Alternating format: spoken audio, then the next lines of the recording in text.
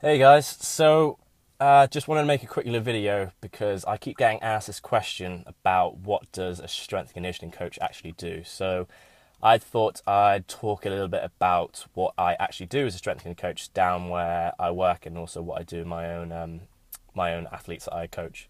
So we work in an academy setting. So we're working with kind of emerging athletes, especially athletes who are looking to get contracts, scholarships, or kind of into a real kind of full-time professional setting.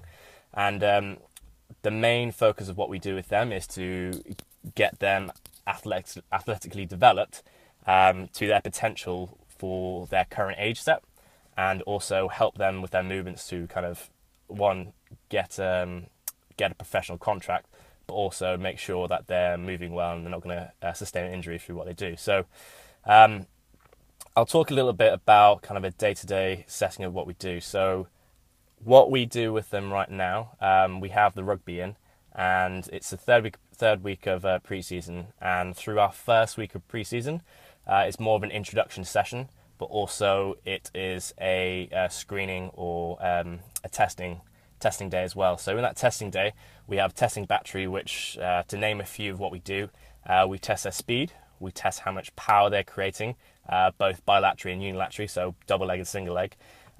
We look at their endurance, so we test for them a yo-yo test because that's more specific to their sport. Then we have a movement screen as well, and that is basically what their programs can be self. So it's all basically quite individualized in what they do, except as through Rugby Academy and how many boys there are. We have 30 main players, and then I think we've got about 80 to 90 boys. So it's quite a lot of athletes to look after in one setting. So we look to get everyone set in a good program where it's quite specialized from their results that they do, but also it's more individualized when we go into their coaching. We work really closely with a lot of the physios as well. So a lot of the sports physios we have at where we work is they have their own testing battery as well. So whatever testing battery they have, and they'd have their data that they collect, and we have our data that we collect, we'll put it all together and make sure that we can kind of create a good program based on what is the whole needs of all the athletes. And then once we have that, we'll individualize everything after. So that's the first week of preseason. And then what we look to go into with the current few weeks we have now is basically making sure that they know how to move well. And we have a good 30 to 40 minutes with their warm-ups. So with our warm-ups or movement prep, what we're looking to do is we start off with more of kind of a dynamic movement. So we really focus on their flexibility and mobility to make sure they're really kind of supple and mobile, so they don't sustain any kind of injuries and they actually know how to use each part of their body. Then we look to bring them into more of kind of an activation and kind of a overhead hip hinge movement. So we look to make sure the muscles are firing correctly, so your limbs are basically moving in a correct pattern. Then with the hip hinges and the overhead squats, what we look to do with them is to make sure they can actually function in some patterns which are going to be taken into their programs itself. So we just use like a dowel rod or a stick, and we make sure they can function well with that. But the hip hinge is really quite specific that we get that correct, because that's going to be their main component of the lift, and which will be the Olympic lift, the clean or snatch. So once we've done that, we'll bring them into a jumping setting. So we're going to focus on slow and fast plyometrics. Okay, so slow plyometric, we're looking at just a box jump, so jump up and landing. With these jumps and landings, we focus on jumping and landing mechanics, because not a lot of people can actually jump and land correctly. And if you're thinking, if you can't do that correctly, and that's a slow plyometric, and you transfer that into a running for your sport, and you're running at such a high pace, but say your ankle isn't landing correctly on the ground, then there's going to be a very high chance that you're going to get a injury from that.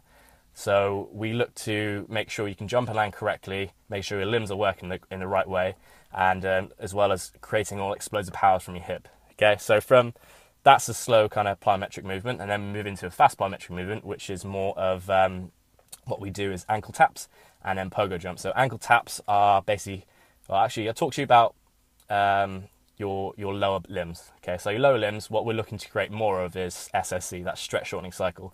So imagine your limbs like this and your ankles up. Okay, or we'll say this is your ankle anyway. So basically, your calf is like a massive elastic band, and when your ankle goes up, so just your toes going up, toes to shin, you're basically stretching that muscle. The more stretch you have, okay, and you can fire that down quickly, the more kind of free energy you create. The more free energy you create, the more kind of energy that you save when you're running, but also it makes you more explosive. So that quick rebound makes you higher. So we go through an ankle tap first, which is basically a really quick plyometric, hammering the floor, making sure you can get your toe up and straight forward.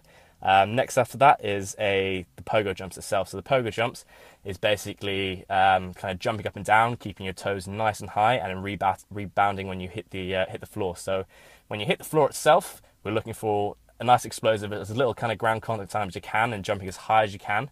Okay, and that keeps you in a nice kind of steady state where you're actually applying force into the ground.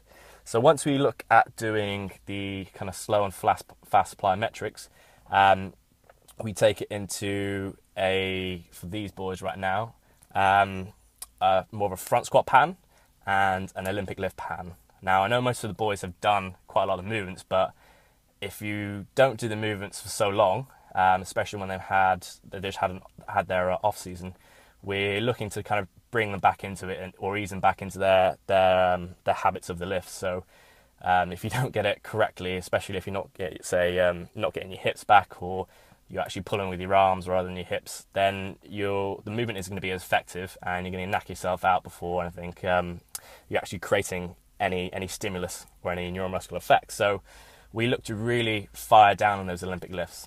Now, once you've done those Olympic lifts, then we go into the programs. With these programs, they're quite basic in how they are, purely because they're kind of getting the boys into their movements and into their actual or introduction to their sessions. So it's slowly going back into a good kind of setting.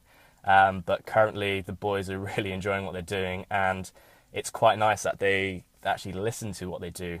And they take on all the advice that we're giving them, and the structure of the program. So we're having a really good buy-in, and it's important that you have a really good buy-in from your athletes so that they can actually advance and do the best that they can. So that's kind of a basic day of what we actually do. And what I wanted to ask you guys is, what do you do to get yourself ready for your sport?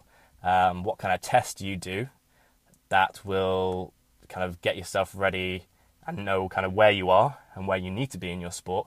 But also, are there any kind of things that you do to stop any injuries which could happen at the start of the sport? So is there a main focus on, say, ankles, knees and hips? Is there a main focus on the imbalances that you need to get ready for your sport? If it could be, say, a running based sport, or even like a team sport, because there's lots of change of direction, lots of speed, lots of start and stop, and what about, say, the likes of cycling? So, is there any movements that you need to do to prepare yourself to keep your performance high in that?